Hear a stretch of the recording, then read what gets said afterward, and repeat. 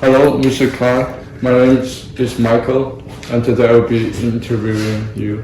Alrighty. Yeah. First of all, would you like to introduce yourself? I'm Gina's dad, John Klein from Tucson. Okay.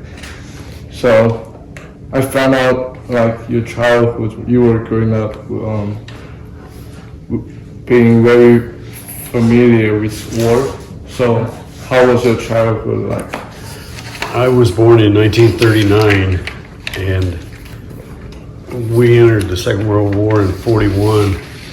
So a lot of those early memories are around the war, the news media that you saw. Plus my dad was drafted, I think in 43. So I remember that pretty well. I would have been like, what, 4 years old, 5 years old.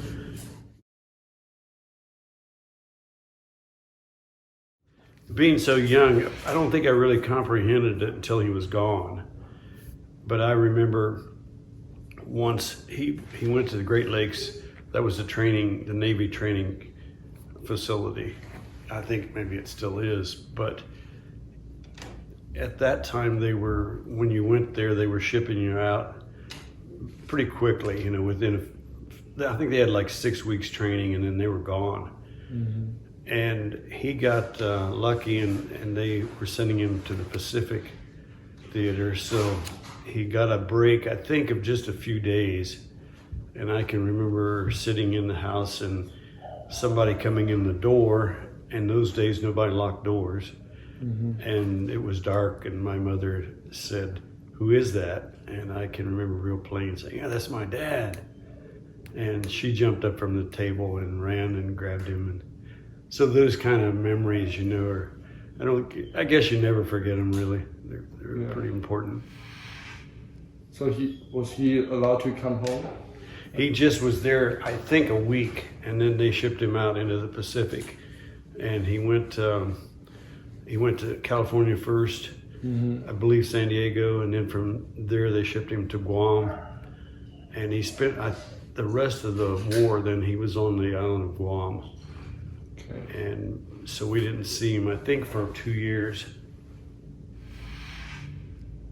So what was your dad's position? What did he do? He was a truck driver, even in the Navy. He was all his life, really. Okay. But in the Navy, on Guam, there were a lot of Japanese prisoners at that time, and he was supervising a group of those. They would load them up every day and go out and do, chores and all that kind of thing. And he told stories about they were moving a lot of equipment, tanks and trucks, mm-hmm. and airplanes and all that to Guam with the intent of invading Japan. And when they dropped the bomb, that ended that whole mm-hmm. idea of invading Japan. And he told stories of taking all these new vehicles, like new trucks, new cars, new tanks, everything, pushing them into the ocean to make a dock out of them. Oh. So, when you're young and you hear stories like that, it's pretty wild, Yeah. But he spent his whole term right there on Guam after he got there, and interacted with Japanese prisoners. And I don't think there was much potential of harm that he, was going through. The way he was one of those kind of guys that everybody seemed to like. He was just easy going. So I think he probably interacted with the prisoner population pretty easy, probably. Okay. Did you ever worry about your dad wouldn't come home? I don't recall that. I can remember the excitement of knowing when he was coming home. Mm-hmm. Today, if you were discharged from the service, they'd probably fly you home in 24 hours or something. And in those days, it took several weeks because the war was over, and then traveling was all by ship. And so it was, crossing the Pacific Ocean. I think it was probably 2 or 3 weeks at least after the war was over before we saw anything of him.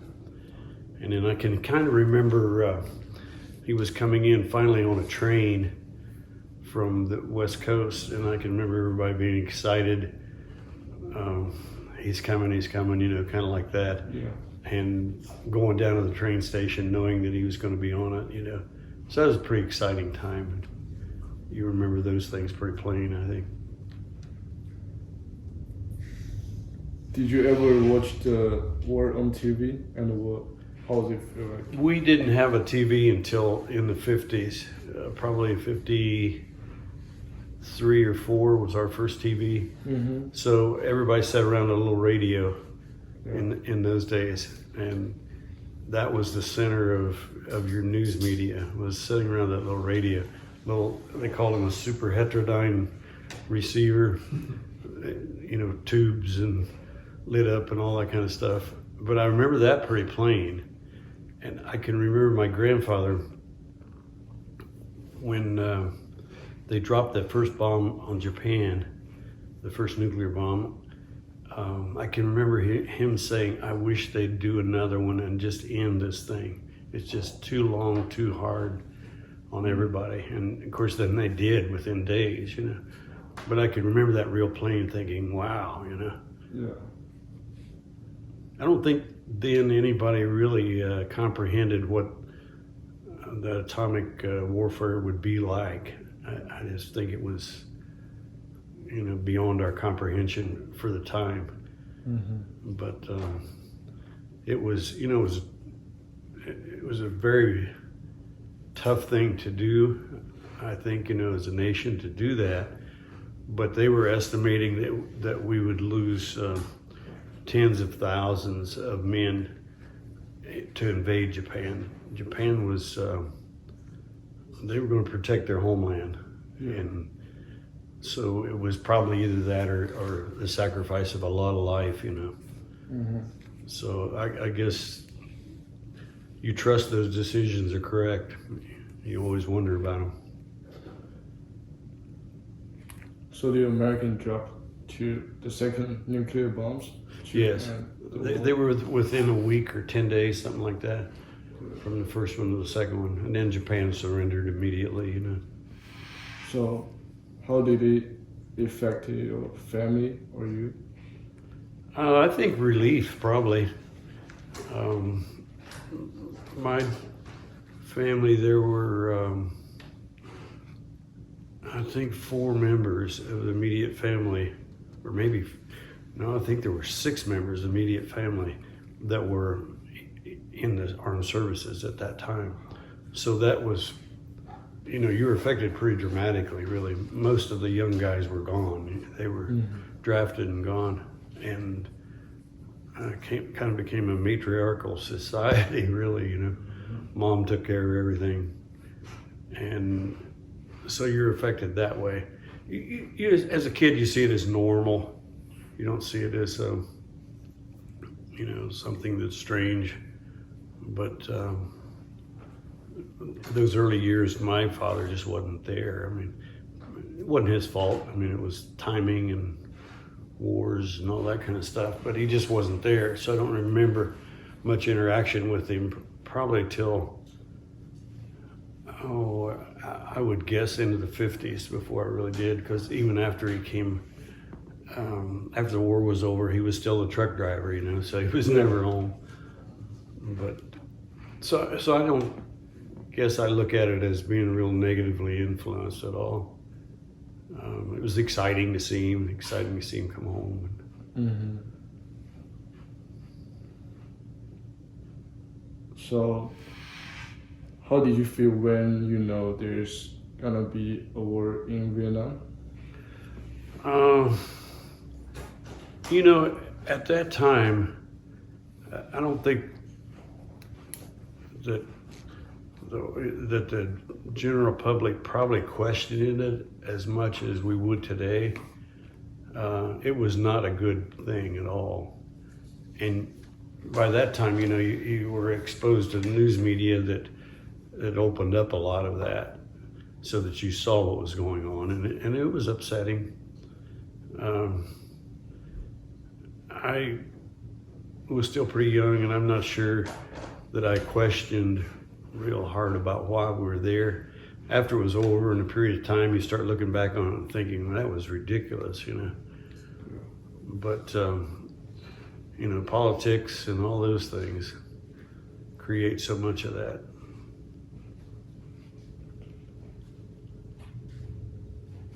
Why were you not drafted into the Vietnam War? I had 3 kids, so they put your draft status back. Okay. Just before the, I think it was probably about the time that that Bay of Pigs thing in Cuba went on. That went on at about the same time under Kennedy. It was real close to me getting drafted, and then things. Kennedy was assassinated, and then it wasn't long till Johnson was there, and then they started pulling out of Vietnam, you know. Yeah. But yeah, Vietnam's not a good. I don't think it's a good historical thing that we got into, really. Yeah. So I know you were painting bombs. How did you come up with that job? When I think you're making me pull a lot out of memory here. Yeah. I think I was about 21 or 2, something like that. Mm-hmm. Jeff was just a baby and searching for a job. And I got a chance, it was a farm machinery company, the Oliver Company. In those days was pretty popular. So I went over, I knew a friend of mine had worked there, and he got me in on just the machinery part of it. And I think I worked 1 week or 2 weeks, and what they would do is let you work a little bit and then lay you off so that you didn't have to get seniority or benefits and all that stuff. And so they had laid me off. Then they called me back in a week or so. And when I got into the employment office, they announced, well, we really don't need you. We've decided we really don't need you. And then they said, is there anyone here that knows anything about painting? And I had always fooled around with cars, automobiles, and spray painting and stuff like that. And I jumped right at it and said, yeah, I can handle it, no problem. You know, it was probably an exaggeration, but it worked out, and I got the job and worked there for I think a couple of years painting those.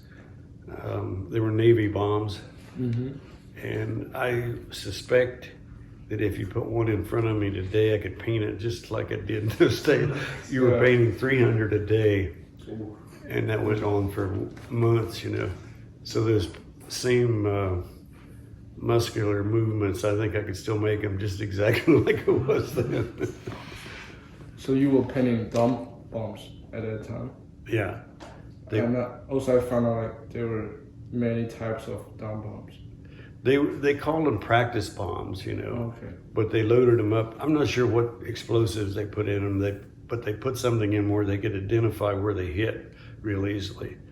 They didn't yet have the kind of technology that it takes, you know, to be right on. So they did a lot of practicing, and that was, I think, the use that they had for them.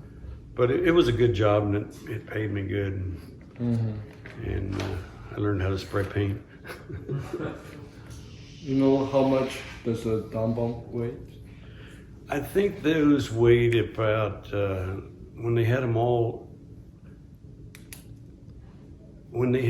filled and ready to go, I think they were about 300 pounds. Well, that's heavy. They were, yeah. When we were painting, of course, they were just a shell. Yeah. And then they went out of the manufacturing facility to another area, you know, where they loaded them and all that, and filled them, got them ready to pop. So was there any kinds of American stamp on the bombs? They used silk screening, to identify the bombs, what they were, and for whom, and all that. So yeah, there would have been. I'm just almost certain it said U.S. Navy on them because they were for the Navy, and. Do you know how were the bombs loaded from the manufacturer to the military base? I don't, because once we finished with them, we built them, and then my part of the building was just the painting part. But then they were shipped out to the military bases, so I'm not sure what went out, what happened then. It was kind of interesting. About, it's probably been 20 years ago now. I'm at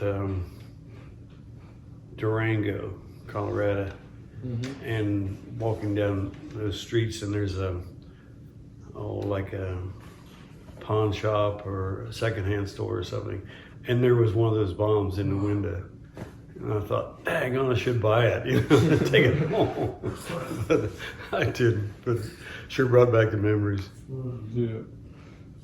Did you ever think about the bombs you were working on and how it takes life?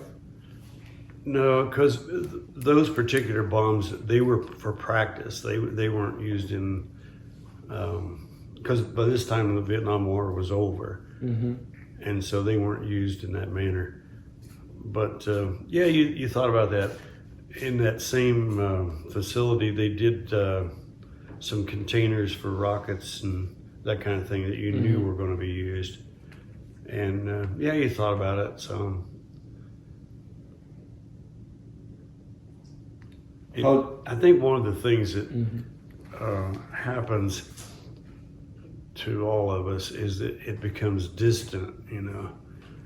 You're working on this thing or doing something, and it becomes a distant thing, where you don't mentally, you don't put yourself there. You're just on this little shelf you're working, and it's hard to explain that, but I think that's kind of what goes on with most of us, Yeah. So how did your faith in God help you get through both World War II and the Vietnam War? Well, I think, I was real fortunate in the home that I grew up in was, pretty conservative. And Dad being gone, especially Mom, was a very conservative person. And so you really I don't think you questioned much, about your faith. You just kind of took it for granted that this is my life, and so I never felt like, that there was a conflict there, I guess, just.